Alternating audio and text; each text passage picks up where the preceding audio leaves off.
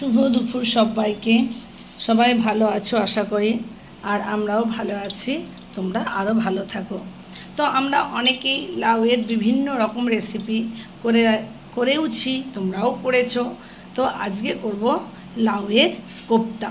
খুব সহজভাবেই করব এবং বাড়ির যে মশলা সেটা দিয়েই করব। তো প্রথমে আমি কি করব, লাউটাকে ছাড়িয়ে নেব।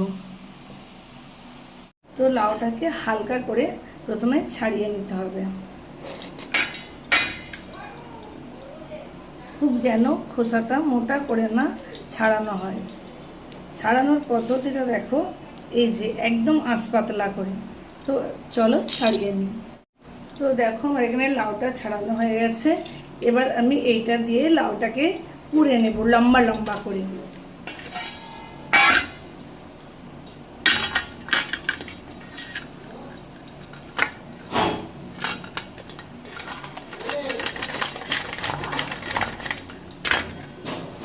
লাউয়ের বিচেগুলো যেগুলো কুড়াতে কুড়াতে পেট বেরিয়েছে সেগুলো ফেলে দেব। তো আমার এখানে কুড়ানো হয়ে গেছে। এবার লাউয়ে যে জলটা থাকে সেটা চিপে চিপে বার করে নেব।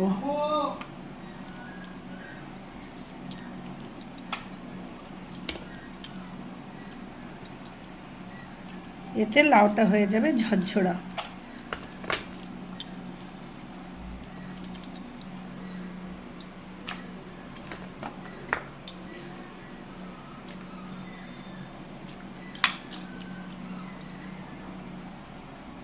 এবার ঝালের জন্য দিয়ে দেব কাঁচা লঙ্কার কুচি। এবার এর মধ্যে দিয়ে দেব অল্প পরিমাণ নুন, দিয়ে দেব অল্প পরিমাণ জিরে গুঁড়ো, দিয়ে দিলাম অল্প পরিমাণ হলুদ গুঁড়ো, আর রঙের জন্য দিয়ে দেবো কাশ্মীরি লঙ্কার গুঁড়ো 1 চামচ। এবার এর মধ্যে দিতে হবে অল্প পরিমাণ বেসন, যেমন পাতলা না হয়ে যায়।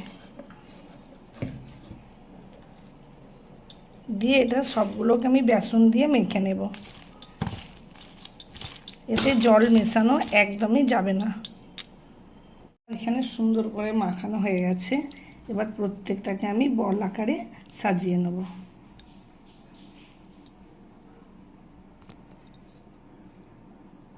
আমি এগুলো বলের আকারে সাজিয়ে নিয়েছি। আর এদিকে কড়াতে সাদা তেল গরম করতে দিয়ে দিয়েছি। তেল খুব ভালো করে গরম হয়ে গেছে। এবার প্রত্যেকটা বলকে আমি তেলের মধ্যে ছেড়ে দেব।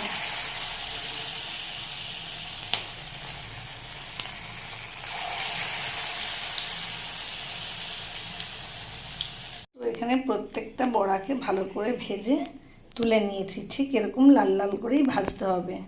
কড়াতে আমি সর্ষের তেল নিয়ে নিয়েছি। তেল গরম হয়ে গেছে। এবার এর মধ্যে দিয়ে দিচ্ছি তেজপাতা,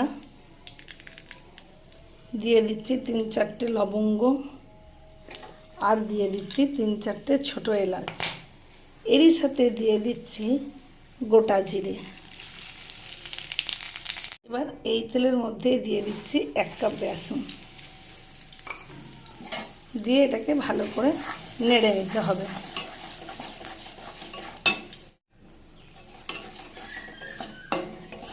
এটা প্রথমে নাড়তে নাড়তে ফেনা দেখা দেবে, কিন্তু আস্তে আস্তে পরে এই ফেনাটা কেটে যাবে। এবার এর মধ্যে দিয়ে দেব 1 চা চামচ হলুদ গুঁড়ো, 1 চা চামচ লঙ্কার গুঁড়ো,